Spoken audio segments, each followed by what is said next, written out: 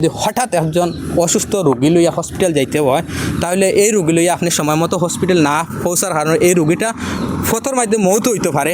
এই রাস্তার উপর কতটুকু মানে আমি আছি আগলাপুর থেকে গোবিন্দপুর যাওয়ার যে মূল্যবান রাস্তা ও রাস্তার মাঝে এই রাস্তার বেহাল অবস্থা দেখিয়া আমি ভাবলাম যে এখানের একটা প্রতিবাদ করা যাক। দিয়ে রোজ শত শত মানুষ যাতায়াত করেন, স্কুলের ছাত্র এবং হসপিটালে কোনো গর্ভবতী মহিলা লইয়া এইরকম রাস্তা পায় আসা যাওয়া করাটা সংকট পড়ে।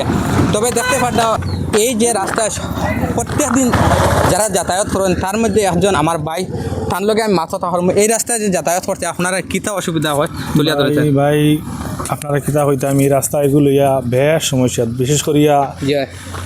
বিশেষ করিয়া আজ থেকে 25 বছর হয়ে গেছে এই রাস্তাত কোনো ধরনের সরকারি কোনো প্রকল্প আজ পর্যন্ত 20-25 বছরের ভিতরে সরকারের কোনো ধরনের এই রাস্তার মধ্যে কিছু আইছে না এখন পর্যন্ত না।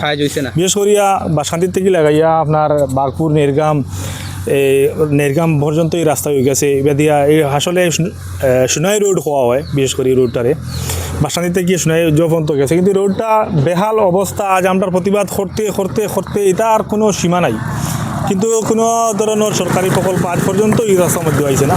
আচ্ছা, বিশেষ করিয়া আমি একটা কথা আপনার দিকে, এই যে রাস্তা কয়টা গ্রামের মানুষ এই রাস্তার উপরে নির্ভর করতে যায়? এই রাস্তার মধ্যে বিশেষ করিয়া 6-7টা গ্রাম, বিশেষ করিয়া নন্দপুর, নয়ারাজ, আলগাপুর, বাগপুর এই অঞ্চলের সারা মানুষ ও রাস্তা দিয়ে চলাফেরা করে, ও রাস্তা দিয়ে চলাফেরা করা। আরও কয়েকটা জিনিস আমি দিকে আপনারে, কোনো সময় যদি গর্ভবতী মহিলার লইয়া এই রাস্তার উপর দিয়ে হসপিটাল যাওয়া পড়ে তাহলে কতটুকু সমস্যা হয়? ওটার ও মাহবুদ আল্লাহ, এটার হওয়ার মতো নাই ভাই। প্রত্যেক দিন 2 দিন 1 দিন পরে শুনি একটা ঘটনা হয়েছে খালি রাস্তার কারণে। বিশেষ করিয়া এখন বর্তমানে বুটোর বাদটা কি আমরা রাস্তা আরও নষ্ট হয়েছে, কারণ বুটোর আগে মোটামুটি কিছু গাতগাড়া আসলো, আর হেরও কিতা হয়েছে বুট লইবার লাগিয়া আমরা বিধায়ক মহোদয়ে দিদি যন্ত্রটা ভাঙ্গিয়া এখন এমন ফাথর উঠিছে, এই ফাথর উঠায় মানুষ প্রত্যেক দিন যখন মৈত্রা প্রত্যেক দিন যখন মিত্র একটা না একটা ঘটনা প্রত্যেক দিন ওর বুঝুন। আচ্ছা, যারা স্কুলের ছাত্র আওয়া যাওয়া করেন এই সময় কোনো তার অসুবিধা? বেশ সমস্যার সম্মুখীন হইতরা, বেশ সময় সব মানুষ সময় এই প্রবলেমের, বিশেষ করে রাস্তার এই প্রবলেমের লাগিয়া প্রত্যেক দিন মানুষ সমস্যার পড়তা। তো হওয়ার মতো কিছু নাই ভাই। যে সময় বৃষ্টি হয়ে যায়, কোনো সময় যে আমি তো মাঝে মধ্যে আওয়া যাওয়া করি, বৃষ্টির সময় তো এই রাস্তার মাঝে বড় বড় গাছ, যেটা হয় আমরা ফুসকুরির মতো গাছ হওয়া দেখা যায়।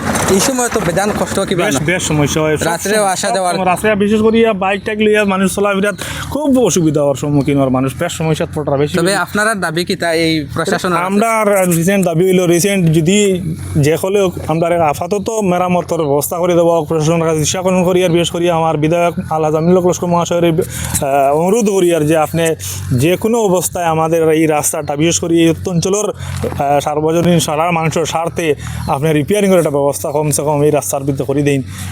এটাই আমার। আপনি রাস্তার লোকেশনটা একটু ভালো করে জানাইবেন?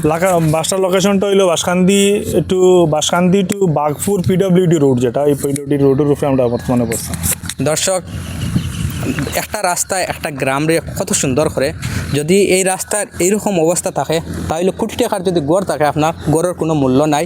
যদি রাস্তা ঠিক নাই এটাও বাদ দিন, তাছাড়াও যদি হঠাৎ একজন অসুস্থ রোগী লইয়া হসপিটাল যাইতে হয় তাহলে এই রোগী লইয়া আপনি সময় মতো হসপিটাল না পৌঁছার কারণে এই রোগীটা ফতোর মাধ্যমে মৌত হইতে পারে।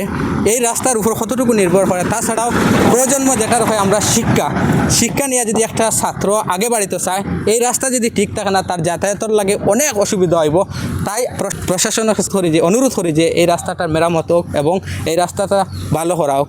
ওখানে ভিডিওটা আমি সমাপ্ত করলাম।